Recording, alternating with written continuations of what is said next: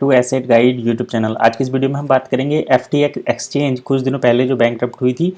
Reason ये था कि यहाँ पर SEC security and exchange commission of America से ये चीज़ जो चलती है, यानी कि जैसे भारत में सेबी है जो फाइनेंस को रेगुलेट करती है, ठीक वैसे ही यूएस में एसईसी है, सिक्योरिटी एंड एक्सचेंज कमीशन। तो इसने इसको अनफिट पाया था, यानी कि ये बैंकरप्ट हो चुके थे। और यही कंडीशन है कि एफटीएक्स पर जिनका भी पेमेंट फंसा हुआ है वो नहीं मिला, अकाउंट भी लॉगिन नहीं हो रहे थे और ये एक्सचेंज भी चल नहीं रही थी। तो एफटीएक्स के जो यूज़र थे उन्होंने जो इस पर लीगल केस फाइल करे थे, उस टाइम पर बीटीसी की कीमत यानी कि बिटकॉइन की कीमत लगभग $16,000 चल रही थी और आज की डेट में ये हो गई है $65,000 प्लस।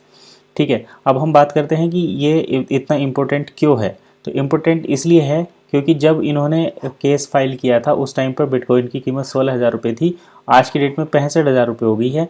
तो एफटीएक्स क्रेडिटर्स जो हैं वो अपनी जो कॉस्ट है उसका केवल 10 से 25% ही पेमेंट ले पाएंगे, यानी कि उनको मिलेगा। यानी कि एसईसी और यहाँ के जो कोर्ट हैं, यूएस कोर्ट हैं, उन्होंने अलाउ किया है कि एफटीएक्स को इन्वेस्टर्स का फंड वापस देना पड़ेगा।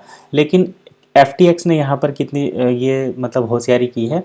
एफटीएक्स कह रहा है कि जिस दिन हमारे पास केस फाइल किया गया था उस दिन बीटीसी की जो कीमत थी वो $16,000 थी। तो हम उसी के बेसिस पर एफटीएक्स के जो इन्वेस्टर्स हैं उनको हम इस रेट से फंड जो है वो रिफ़ंड करेंगे। ठीक है, तो इस हिसाब से इनका फ़ंड दिया जाएगा। तो अब मान लो किसी के उस दिन किसी के अकाउंट में 1,00,000 रुपये थे, अगर हम सीधी सी बात करें तो अब वो उन्हें केवल 25,000 रुपये ही उनके अकाउंट में मिलेंगे। हालांकि अब उसकी कॉस्ट जो है बढ़कर 70 to 80,000 हो चुकी है, लेकिन उसके जो यूज़र हैं उनको मात्र 20,000 या 25,000 रुपये ही मिलेंगे।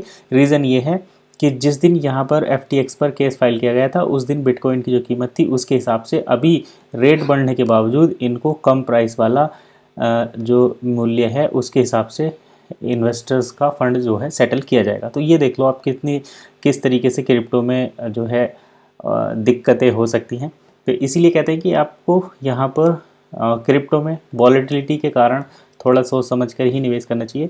हालांकि जिनके पास यूएसडीटी में इन्वेस्ट हुआ होगा या जो स्टेबल कॉइन वाले हैं वो काफ़ी रिलीफ यहाँ पर ले सकते हैं। बाकी जो लोग बिटकॉइन या दूसरे क्रिप्टो करेंसी में इन्वेस्ट कर यहाँ पर बैठे थे उनको तो बड़ा लॉस होने वाला है। केवल अपने फंड का 10 से 25% तक ही वापस मिलेगा। इसमें उम्मीद कर सकते हैं हम मुश्किल से 15%, यानी कि 15,000 रुपये, 1,00,000 के 15,000 आपको मिल रहे हैं उस दिन के रेट के हिसाब से।